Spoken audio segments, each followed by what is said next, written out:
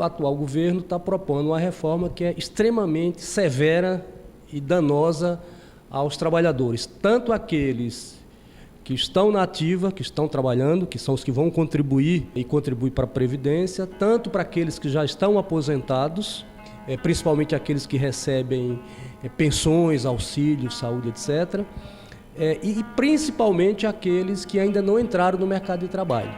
Com relação ao déficit, tem que deixar claro o seguinte, e aí eu vou me basear no texto constitucional, ou seja, na Constituição Federal de 1988. O que é que diz a Constituição? A Constituição estabeleceu o chamado Sistema de Seguridade Social, que engloba assistência social, saúde e a previdência social, ou seja, a previdência pública. Se nós olharmos sobre a ótica do que estabelece a Constituição, a Previdência não tem déficit, ao contrário, ela é superavitária. Por quê? Os constituintes da época estabeleceram o quê? Estabeleceram que a Previdência seria financiada pela contribuição, pelo recolhimento sobre a folha de pagamento das empresas e dos empregados, a alíquota, tá certo? Pelo COFINS, pela contribuição social sobre o lucro líquido das empresas, pelos recursos advindos de prognóstico, ou seja, das loterias federal, loteria esportiva, Mega Sena, etc., etc., e também por recursos oriundos das importações, exportações, etc. Então, a Previdência, pelo que reza a Constituição, ela é superavitária. O que ocorre é o seguinte, o governo tira os recursos que seriam da Previdência e dá outra destinação. Então, isso, desse ponto de vista, do jeito que o governo faz a contabilidade, a Previdência é deficitária. Mas se você considerar o que estabelece a Constituição, as fontes de financiamento que estão lá previstas, a Previdência não é deficitária, ela é superavitária, inclusive. A proposta do governo iguala urbanos e rurais. Então, dando o mesmo tratamento para trabalhadores urbanos e para trabalhadores rurais. Nós sabemos quais são as condições de trabalho e de vida dos trabalhadores brasileiros, e em particular dos rurais. Eu gostaria de saber o seguinte, se nós pegarmos um trabalhador que corta a cana, por exemplo, ele tem uma vida útil produtiva em torno de 15 anos, né? Como é que esse camarada pode ser tratado, né, da mesma forma que um trabalhador urbano? Então, esse é um segundo aspecto extremamente prejudicial aos trabalhadores. Estabelece a idade mínima de 65 anos para homens e para mulheres. Então, além de estabelecer a idade em 65 anos, iguala a homens e mulheres. Não me parece razoável dar o mesmo tratamento para homens e mulheres. Mulheres têm uma outra situação em termos de inserção do mercado de trabalho, em termos de dupla jornada. No geral, são as mulheres que cuidam da casa, né, ou do trabalho doméstico, por isso tem duas jornadas, cuida mais das pessoas mais velhas, mais idosas. Então, as mulheres, de uma maneira geral, têm uma jornada de trabalho mais elevada na média do que o do homem. Então, não me parece justo igualar. O tempo mínimo de contribuição para a Previdência são 15 anos. O governo está mudando de 15 para 25. Tá?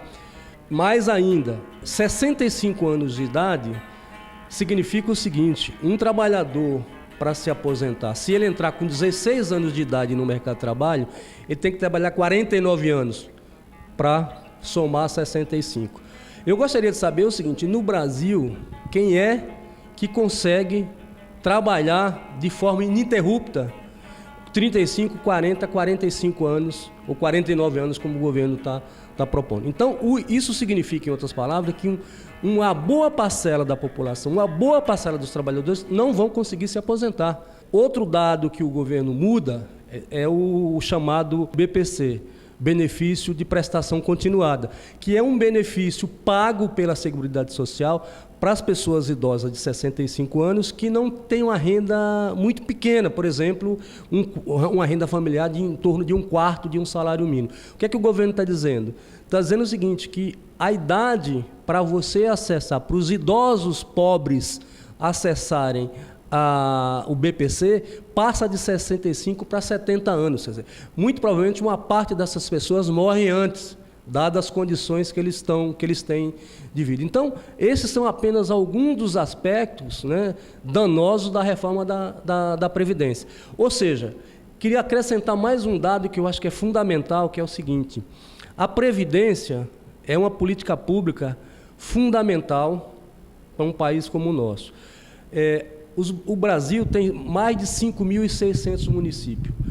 Cerca de 3.450 municípios, o maior recurso injetado na economia desses municípios são os recursos oriundos da Previdência Social. Então, isso vai ter um impacto considerável também nas próprias economias desses municípios. Essa reforma vai piorar, vai aumentar a pobreza, vai aumentar a miséria, ainda mais num período no Brasil que está vivendo uma recessão brutal, né? Se o governo seguisse a cartilha da Constituição, você não tinha problemas de financiamento da Previdência. Nossa expectativa é que a população, os trabalhadores, enfim, os aposentados, a população reaja e se mobilize, né, para lutar contra a reforma que o governo está propondo. E o que a reforma da Previdência faz é cortar, retirar direitos, reforma da Previdência, reforma trabalhista, né? E mais a ameaça que está no Congresso, que é votar um projeto de terceirização, que aí também tem rebatimento na própria Previdência, porque se for aprovado, eu espero que não seja, o projeto de terceirização que está para ser votado na Câmara, é um projeto muito pior do que o projeto que foi debatido até 2015, que é o chamado 4330. Esse 43, acho que é 4302, se não me falha a memória, esse projeto que o Rodrigo Maia, presidente da Câmara, está dizendo que vai botar em votação, ele é muito pior, mas muito pior em relação ao projeto 4330. Então, a nossa expectativa é que a gente consiga se mobilizar, se organizar, fazer o debate, fazer o enfrentamento para tentar brecar essa reforma da Previdência. É fato que a população brasileira está envelhecendo, né? Mas nem de longe é a questão demográfica que é uma ameaça para a Previdência. A ameaça para a Previdência é a forma como o governo está tratando a questão dos recursos que financiam, porque fonte de recursos para financiar a Previdência está estabelecido lá na Constituição. Se seguisse isso, você não teria problema de financiamento da Previdência. Em 2015, o governo, Tesouro Nacional, transferiu para os rentistas, para o sistema financeiro, seja pessoas jurídicas ou pessoas físicas, 502 bilhões de reais. Isso é 2,5 vezes o déficit que eles estão dizendo que vai ser para 2017, que é acho que 167 bilhões ou coisa parecida. Então isso não foi tocado, né? Quer dizer, você continua a sangria de recursos públicos via a dívida pública sendo transferido para o sistema financeiro, né? E agora o problema é o que? É o velhinho da Previdência que recebe lá um salário mínimo, o aposentado que recebe um salário mínimo. Vamos ver qual é a força que os movimentos sindicais, os movimentos sociais vão conseguir demonstrar para poder fazer o enfrentamento e tentar barrar a reforma da Previdência. E no dia 15 tem o Dia Nacional de Paralisação contra a reforma da Previdência, quer dizer, contra as reformas de uma maneira geral, mas em particular da Previdência. Então a nossa expectativa é que a gente consiga fazer essa mobilização para barrar. E de outro lado tem o seguinte, tem as centrais também estão com a estratégia de pressão junto aos parlamentares no Congresso Nacional e também nos seus domicílios eleitorais. Essa é uma estratégia que está sendo também desenvolvida, né? Ou seja, os movimentos sindicais, os movimentos sociais indo nos domicílios eleitorais dos deputados, dos parlamentares, né, deputados e senadores, pressionando para que não vote a reforma da Previdência.